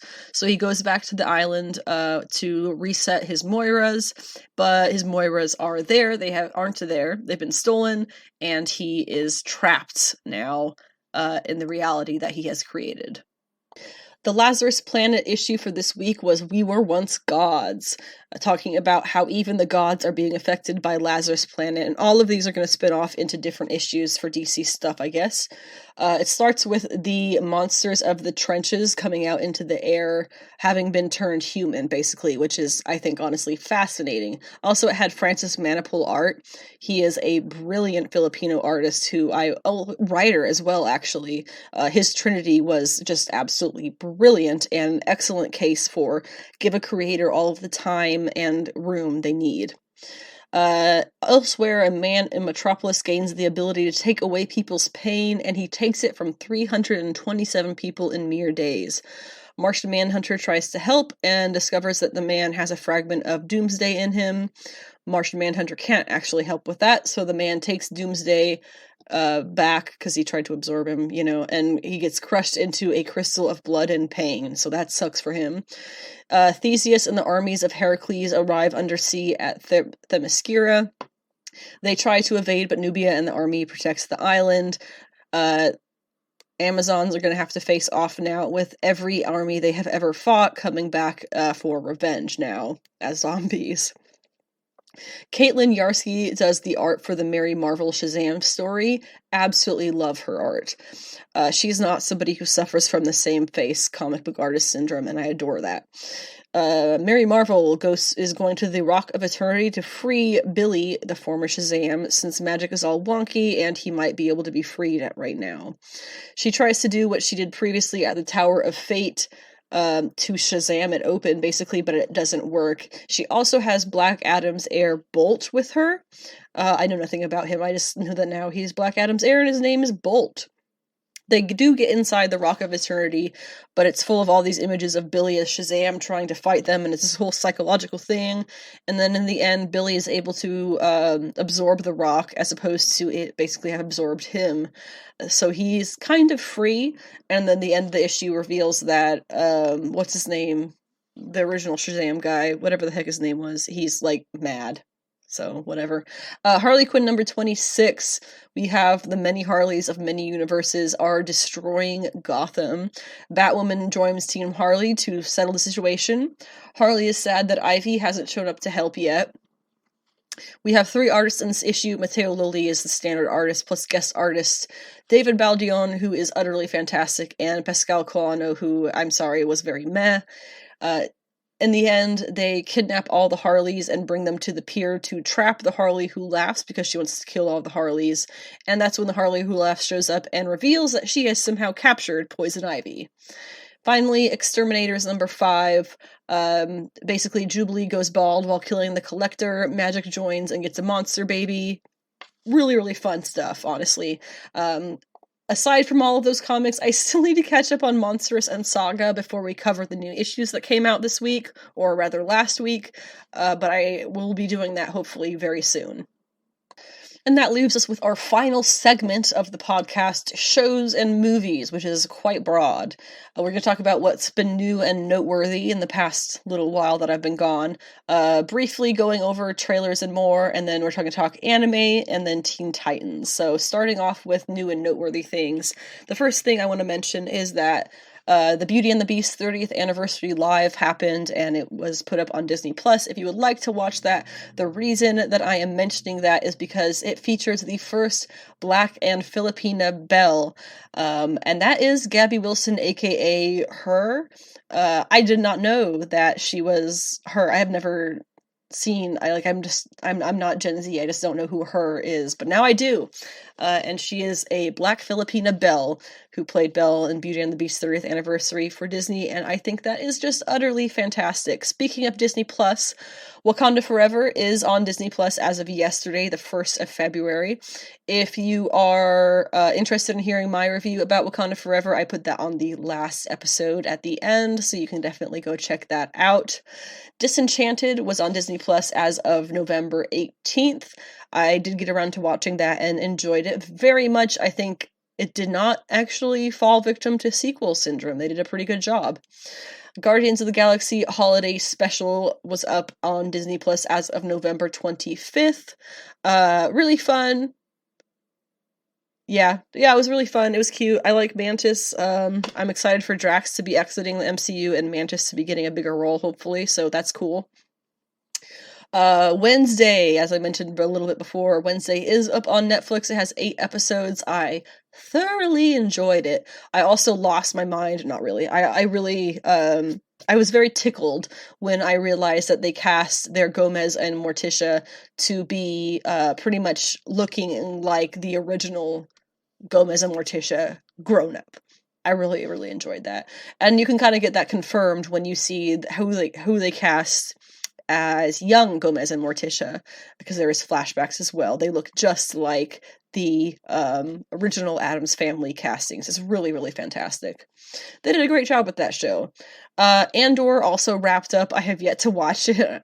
It's among other things I have yet to watch to wrap up yet. Mandalorian is going to be coming March 1st, which is super exciting on Disney Plus. That should be a Wednesday. I'm just going to double check here. March 1st is in fact a Wednesday. There's been all kinds of trailers and stuff for that. Basically, it's going to be awesome. That's all I think I almost feel like I don't even need to watch trailers for certain things anymore because we know it's going to be good. I'm just teasing myself, really. I also rewatched Rings of Power, which was really fun. I really, really enjoyed that show. You can go back and listen to my episode coverages of that if you would like. One thing that I didn't think about previously, but since I went back and watched all the Hobbit movies after that, which are, they're fine. Certain parts of them are way better than others, obviously. I didn't think about the potential Galadriel-Gandalf relationship, and obviously spoilers for Rings of Power.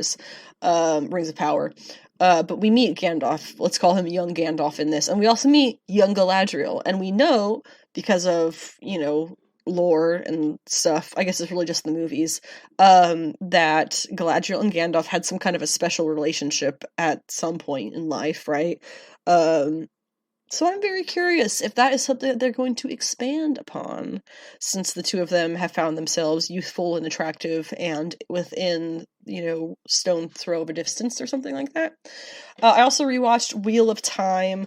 There's a lot of stuff I did not catch the first go round, so I'm a lot more invested in it now. However, I made the mistake of looking at the wiki of Wheel of Time. Good God, it sounds depressing, the rest of the show. It just seems like all of the female characters get their power taken away, and all the male characters become, like, the heads of things. I don't know. It just seems really... hopefully they'll do a good job in the show, but I definitely would not like those books if I was to try and read them today. Mythic Quest was a thing that was happening on Apple TV+, or whatever the heck they call themselves now. I don't even know. Really fun. I very much enjoyed this season and how it switched up the dynamic a lot. And now we're going back into the Mythic Quest game in the show with, like, fresh eyes, so we could say. Things that I'm currently watching, I've talked about The Neighborhood before. I think it's awesome. National Treasure: Edge of History. You may chuckle. You can chuckle all you like. It's really good. Also, if you're a person who is musically inclined, do me a favor, listen to the theme song, like the entrance theme song, the credits theme, the theme credits song, that one. What is the time signature? Every time, I think it's 2? I can't figure it out. It might change, but I need somebody who's a little bit better with that kind of thing. I thought I was really good with it, but I cannot for the life of me figure out the time signature of that song. I think it changes, is probably what happens. Somebody please go listen to it and tell me, because it's a great, like, little theme song they gave it, but, like, oh my god, what is you can't tap a beat, you can't, like, tap along to it. I don't know. Mayfair Witches. Also, going back to National Treasure: Edge of History for just a second, Catherine Zeta-Jones is stunning. Absolutely stunning. And the show's just really fun. I really like it. I mean, I like, history things that may or may not be real. The Dan Brown books, so this is right up my alley. And they're doing a great job with it, honestly. Also, Mayfair Witches. I don't know anything about Anne Rice's books. I did not know that this was at all in the same universe, possibly, as Interview with a Vampire, which I could not care less about, to be honest. But Mayfair Witches, that got my interest very quickly. Helps that Alexandra Daddario is in that, because she's awesome for many reasons. But yeah, Mayfair Witches. That one is also really, really cool. I recommend it. I think it's on AMC. So the trailers and things, the trailers that have come out, we've got Guardians of the Galaxy Volume 3, Indiana Jones and the Dial of Destiny, Cross the Spider-Verse, Quantum Mania, Fury of the Gods, which that whole Zachary Levi, my man, you are just not smart. And then they announced today Star Wars Visions Volume 2 is going to start streaming May 4th. We'll probably talk about that once we get a little closer to May. But Guardians of the Galaxy Volume 3, there was what's his name who plays Drax? Dave Bautista. He made that interview where he was like, I don't want to pigeonhole myself as Drax. That's why I'm gonna quit playing the character after this movie. He's probably gonna die. I honestly kind of look forward to it because his character is quite annoying. But my man, you were pigeonholed as Drax after Volume 1. It's too late. So that'll be a thing that we watch, right? Also funny that James Gunn deleted the tweet that said he was not going to cast a Caucasian actor as Adam Warlock, and look who's playing Adam Warlock. A Caucasian actor. He deleted that tweet. It's really funny. The Blue Beetle poster, I'm sure Blue Beetle will be good. That's one of the last 4 pre-Gunn, I guess is what they're calling it, projects over there at the DCU, which I think is what they're finally settled on for referencing it as. Across the Spider-Verse trailer obviously looks excellent. We have a lot of really cool actors and actresses who are going to be in that one. We also had this few leaked pictures, paparazzi style pictures from the Madame Web movie. Not a whole lot to take from that, to be honest. Quantum Mania trailer, Kang is going to be fantastic, I think. I think people are just going to end up rooting for him like they waited in Thanos. And then Shazam! Fury of the Gods, it's going to be a movie. Zachary Levi is not very bright. But that's it. That's all I really have to say about the trailers, because it's been so long since most of these came out. I'm sure you've seen all the rundowns, and we'll talk more about these projects as they come out. I am not at all embarrassed by how excited I am for the segment, the anime segment. Like I said, there's a reason I'm using the anime tarot to go through the tarot lessons, okay? I am embracing my 29-year-old weebness that I tried to hide in high school and stuff, so embrace it. Spy X Family was back, still excellent. There are some series that I've been going through that I really, really enjoyed.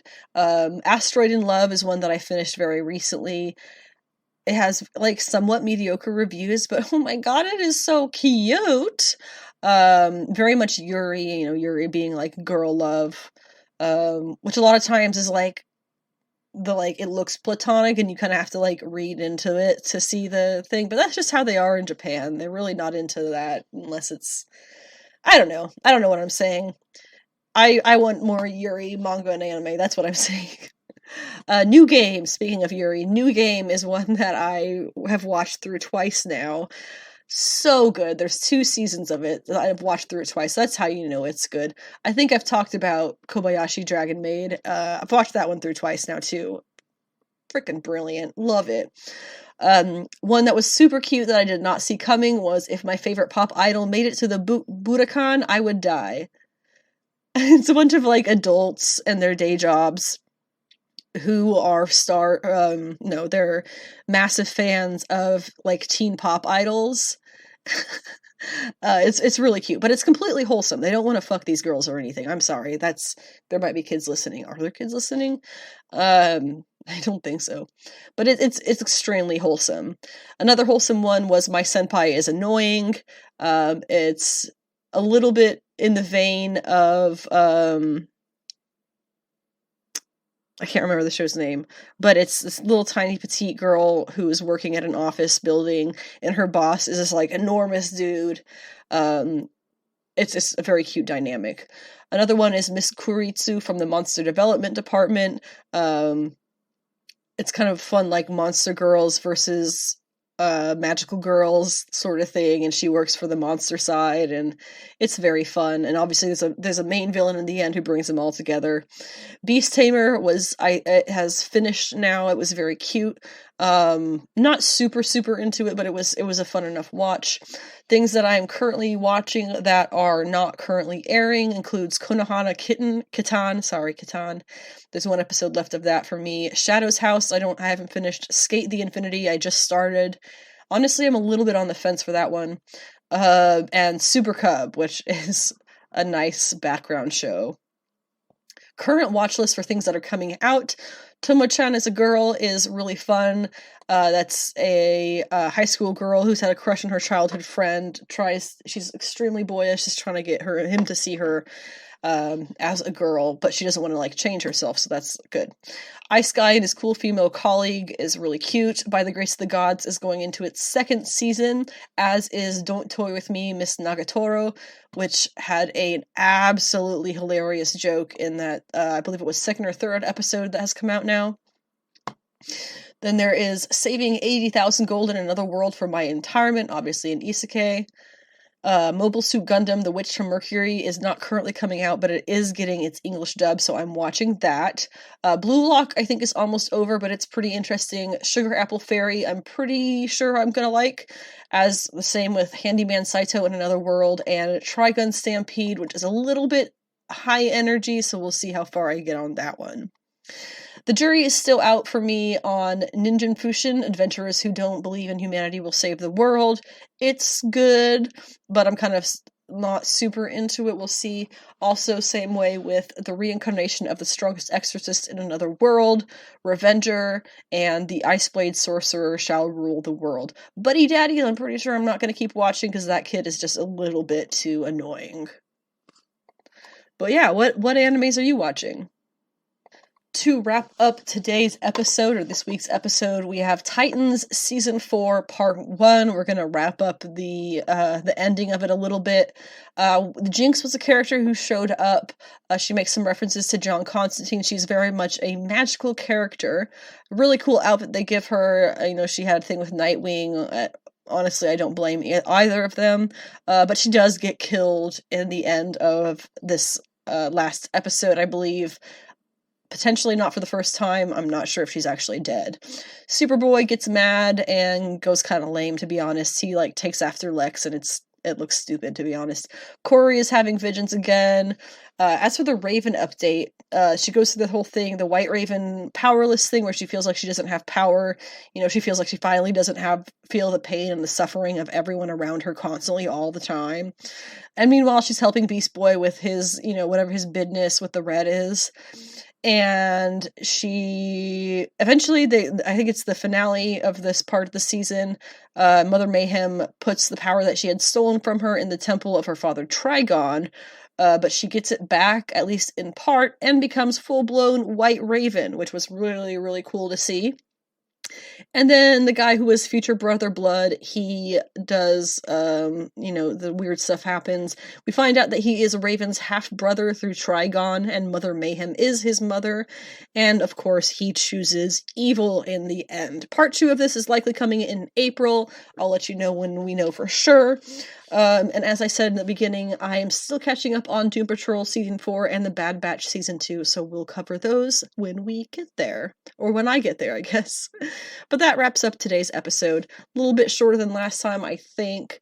I'm trying to catch up on absolutely everything that I've missed in the past few months and give everything at least a little mention. So I'll be back again next week.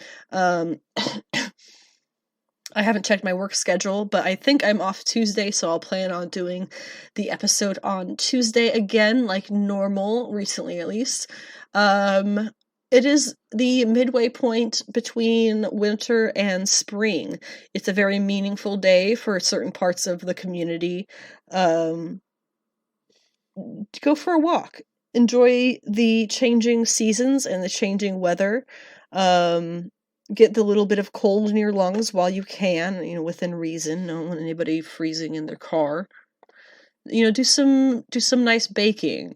Make a potato soup. That's the loaded potato soup is a really good one for today.